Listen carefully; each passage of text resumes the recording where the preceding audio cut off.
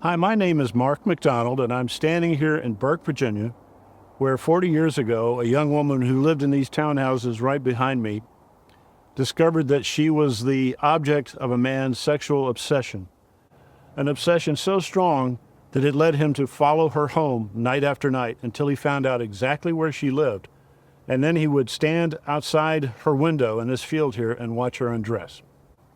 How do I know about all this? I'm the man who caught him. In the 1980s, I was in my 20s. I was working as a courier during the day and writing screenplays at night.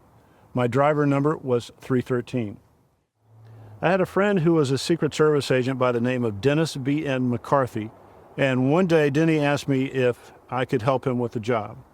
He had a friend who had a daughter who was a topless dancer at some of the local clubs, and she had become convinced that she was being followed home at night.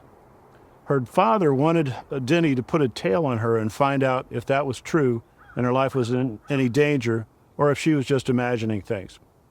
But Denny was in his 50s at that time and he didn't feel like staying up all night doing surveillance, so he asked me if I would be willing to do the job. And I said yes, it sounded exciting.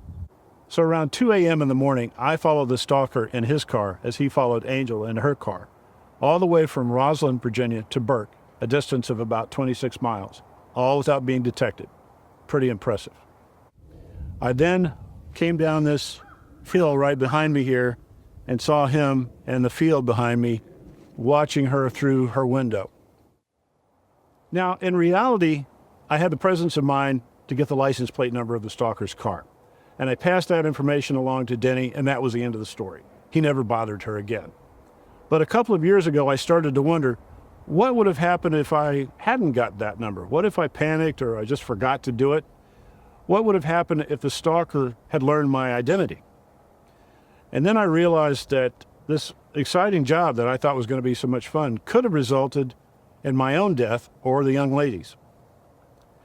I've taken these events and I've added a few little fictional enhancements, and I've put them into a screenplay called Angel313. I hope you enjoy it.